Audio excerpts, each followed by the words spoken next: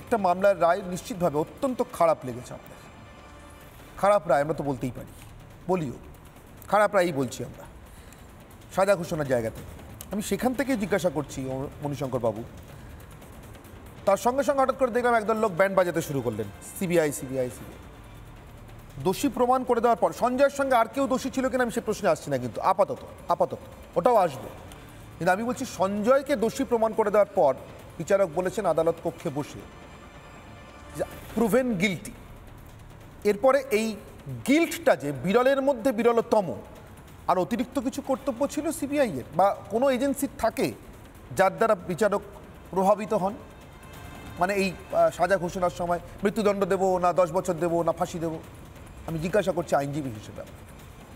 না, আমি বলছি আজকের দিনে আপনি বলছেন যে সঞ্জয় বাদ দিয়ে আর কোনো দোষী, আজকে বলছি না, আজকে সঞ্জয় দোষী বলছে, আজকে বলছি, আজকেও বলবো, একটু পরেই বলবো। আমি আপাতত শুধু সঞ্জয়ের কথাটা ধরছি আপাতত। দেখুন, এটার সঙ্গে কোনো রাজনীতির সম্পর্ক নেই, রাজনীতি নিয়ে কথা বলার মানসিকতাও নেই।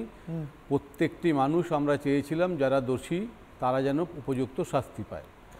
আপাতত সঞ্জয় রায়কে দেখেছিল চারিদিক দিয়ে যে এভিডেন্সগুলো পাওয়া গিয়েছিল তাতে সঞ্জয় রায় যে দোষী এটা প্রমাণিত, এবং নির্যাতিতার মা বাবাকেও আপনি বলতে শুনেছেন যে হ্যাঁ ও যে নির্দোষ বা ও যে দোষী নয় সেটা আমরা কোনোদিনও বলছি না, কিন্তু ও দোষী সেটা আমরা একদম প্রফিট। এখন এইটা আমাদের যারা যারা মানে এই আন্দোলনের সঙ্গে যুক্ত বা সুশীল সমাজ যেটা, এদের মধ্যেও কিন্তু দুভাবে বিভক্ত হয়েছিল। আজকে যারা মনে করছিলেন যে সঞ্জয় রায়কে শুধুমাত্র বলির পাঠা করা হয়েছে তাদের কাছে এই জাজমেন্টটা অতটা খারাপ লাগবে না, কিন্তু যারা চাইছেন আপনি যেরকমভাবে বললেন যে সত্যি সত্যি একজন যদি গিলটি হয় তাহলে পুরোপুরি সার্কামস্ট্যান্সিয়াল এভিডেন্সটা এবং সার্কামস্ট্যান্সিয়াল সিচুয়েশনটা সারা ভারতবর্ষ তথা সারা পৃথিবীতে যেরকমভাবে উত্তাল হয়ে উঠেছিল, তাতে মানুষের দেখুন মানুষ যেটা চায় তার থেকেই তো আইন তৈরি হয়। এমন অনেক আইন এখন তৈরি হয়েছে যেটা 10 বছর আগে 5 বছর আগে ছিল না। তাহলে মানুষের উপর ডিপেন্ড করে সোসাইটি ডিমান্ড করে কোন কোন আইনগুলো তৈরি হবে।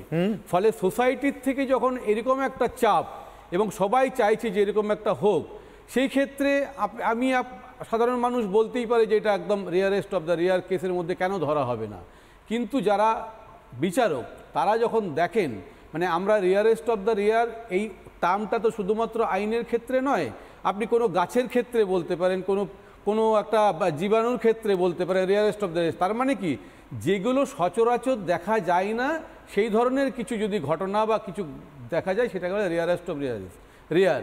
তার মানে জাজ সাহেবের যে মন্তব্যটা আমি যেটা দেখছিলাম তাতে এই ধরনের ঘটনা খুন এবং ধর্ষণ এর আগে যে হয়নি এরকম ঘটনাটা নয়, তার জন্য রেয়ারেস্ট অফ রেয়ার তাকে আনা গেল না। আপনার কথার একটা উত্তর হয়তো আপনি পেলেন। এবারে আমার কথা হচ্ছে এইটার একটা ভালো দিক আছে, মানে আমি যেটা মনে করছি আর কি আমার নিজের পারসেপশনে ভালো দিকটা কি, আজকে যদি দেখা যাচ্ছে যেটা সাপ্লিমেন্টারি এফিডেভিট মানে চার্জশিটের কথা বলা হচ্ছে, আমাদের এটাও তো দাবি, ডাক্তারদের এটাও দাবি যে সত্যি সত্যি আসল খুনি এখনো সামনে আসেনি, প্রকাশ্যে আসেনি। যদি সাপ্লিমেন্টারি চার্জশিট দিয়ে মনে হয় যে না এই লোকটা আসল খুনি ধরা পড়েছে, তাহলে সেই খুনিটার সঙ্গে কিন্তু সঞ্জয়ের একটা ইন্টারেকশনেরও দরকার আছে, যে সত্যি সত্যি ধরা পড়েছে তাকে। যদি ফাঁসিটা হয়ে যায় সেই ইন্টারেকশনটা তো ওইটা হয়তো হবে না, সেটা কতটা আইনের কতটা প্রভিশন আছে আমি সেটা আপনাকে ঠিক মতো বলতে পারবো না, কিন্তু আমার মনে হয়েছে যদি সত্যি সত্যি আসল খুনি সঞ্জয় না হয়ে থাকে এবং ফিউচারে যদি আসল খুনি ধরা পড়ে থাকে তাহলে আসল খুনির সঙ্গে সঞ্জয়ের একটা ইন্টারেকশন দরকার। সেই দিক দিয়ে এই যে জাজমেন্টটা তাকে সঞ্জয়কে পাওয়া যাবে অ্যাটলিস্ট যে বলার জন্য যদি কিছু মনে হয়ে থাকে, কারণ সবারই মনে এটা যাক যে সঞ্জয় এমন কিছু কথা বলেছে কোর্টে যাতে ওনাকে বলতে দেওয়া হয়নি বা অনেক কিছু সে জানেন এখনো সে প্রকাশ্যে আনেনি, সেই দিক দিয়ে এটা এবং সে একা নয় আরো কেউ ছিল সেই জিনিসটা যদি সত্যি সত্যি হয়ে থাকে তাহলে ইন ফিউচার ইন্টারাকশনের জন্য সঞ্জয় যদি ফাঁসিটা না হয়ে যাবজ্জীবন হয়ে থাকে তাহলে ইন ফিউচারে সেই রাস্তাটা খোলা থাকবে, ভবিষ্যতে তদন্তের রাস্তা খোলা থাকে। কিন্তু আমি একটা আইনের ব্যাখ্যা বলছি, এই যে সাপ্লিমেন্টারি চার্জশিট করে সারা দেশ তোলপাড় হচ্ছে না, যে কোনো সিরিয়াস মামলাতেই চার্জশিটের লাস্টে লেখা থাকে যেটা সাপ্লিমেন্টারি চাওয়ার জন্য একটা লিবার্টি চেয়ে থাকে তদন্তকারী অফিসাররা। ফলে আমি বলবো যে ম্যাটারটার চার্জশিট হয়ে গেছে, ইনভেস্টিগেশন মানে submitted in the final form, ফলে ম্যাটারটা কিন্তু আইনের চোখে কিন্তু এন্ড হয়ে গেছে। আমি আইনের ভাষায় যদি বলি একজন আইনজীবী হিসাবে ম্যাটারটা কিন্তু এন্ড হয়ে গেছে। ফিউচারে কার কি পাওয়া যাবে সে তো লক্ষ লক্ষ কেস আছে, কার কি পাওয়া গেছে আমি এখনো দেখিনি। কোনো মামলায় যদি কেউ একজন সাজা পেয়ে যায় তারপরে আবার সেই মামলাটাকে আবার নতুন করে শুরু হয়েছে।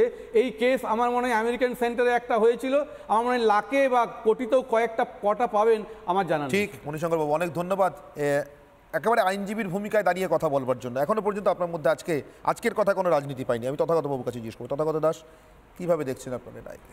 দেখুন, প্রথমেই একটা কথা বলার, আমরা বারবার করে যে কথাটা বলেছিলাম যে যেদিন সিবিআই সন্দীপ ঘোষ এবং আশিস পান্ডেকে গ্রেপ্তার করলো এবং অভিজিৎ মণ্ডলকে গ্রেপ্তার করলো টালা থানার ওসি, আপনাদের মনে থাকবে, তথ্য প্রমাণ লোপাটের অভিযোগে আমরা কিন্তু দেখেছি যে চার্জশিট দিতে না পারার জন্য তারা জামিন পেয়ে গেলেন। আমরা বারবার করে ওই সময় একটা কথা বলেছিলাম যে আমাদের যে বিচার ব্যবস্থা যে প্রভিশন, সেখানে বিচারকের টেবিলে কিন্তু ইনভেস্টিগেটিং এজেন্সি যে তথ্য প্রমাণ দেবে তার উপর ভিত্তি করে তিনি রায় দেবেন।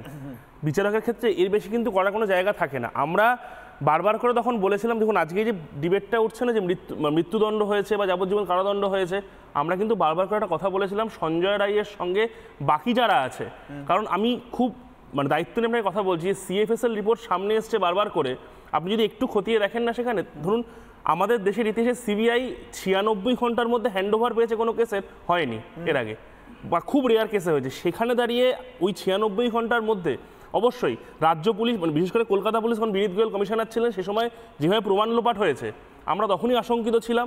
এবং বিশেষ করে আপনি যদি সেই সময় দেখেন, আমাদের যখন সঞ্জয় রায়ের জামাকাপড় নিয়ে আসা হয়েছে, 9ই আগস্ট রাত্রিরে তিনি গ্রেফতার হলেন, 12ই আগস্টের জামাকাপড় নিয়ে আসা হলো। নির্যাতিতার ক্ষেত্রে আপনি ভাবতে পারেন একটা আনন্যাচারাল ডেথ হয়েছে, সেখানে এফআইআর হচ্ছে 14 ঘন্টা পর, আনন্যাচারাল ডেথে তার আগে দেহ পুড়িয়ে দেওয়া হয়েছে। এই সমস্ত কিছুর ক্ষেত্রে এখন গ্রাউন্ড তৈরিই ছিল।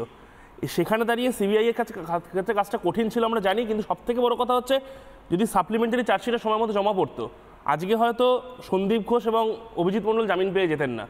আমরা আগেও বলেছি যে এই বিচার কিন্তু অসম্পূর্ণ আমরা মনে করি, এবং এর বিচার অসম্পূর্ণ আমিও মনে করি, আপনার সঙ্গে দাঁড়িয়ে একসঙ্গে দাঁড়িয়ে মনে করি অসম্পূর্ণ।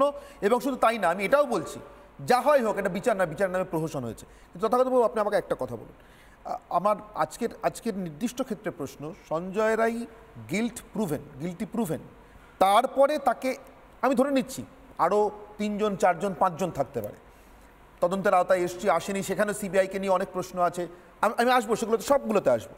আমি শুধুমাত্র সঞ্জয় রায়কে ধরে এখন জিজ্ঞাসা করছি, এই গিল্টি প্রুভেন হয়ে যাওয়ার পরও যাবজ্জীবন পাওয়াটা তার কাছে ধর্ষণকে নর্মালাইজ করে দেওয়া না?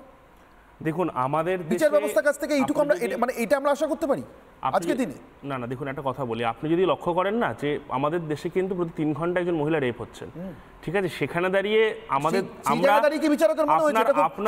আপনার মনে থাকবে আমাদের তিলোত্তম আন্দোলন অন্যতম স্লোগান ছিল রেপ কালচার নিপাত যাক। আমরা কিন্তু আশঙ্কা করেছিলাম ধর্ষণের সংস্কৃতি নর্মালাইজ হয়ে যাচ্ছে আমাদের বাংলায়, যেভাবে দুর্নীতি, যেভাবে কাটমানি নর্মালাইজ হয়েছে, যেভাবে দলবদল হওয়া নর্মালাইজ হয়েছে, ঠিক সেভাবে কিন্তু রেপ কালচার নর্মালাইজ হয়ে যাচ্ছে। নানা ধরনের কন্টেন্ট দেখার জন্য লাইক করুন, শেয়ার করুন আমাদের ফেসবুক পেজ, সাবস্ক্রাইব করুন আমাদের ইউটিউব চ্যানেল। পাশাপাশি অন্যান্য ব্রেকিং নিউজের জন্য অবশ্যই চোখ রাখুন রিপাবলিক বাংলায়।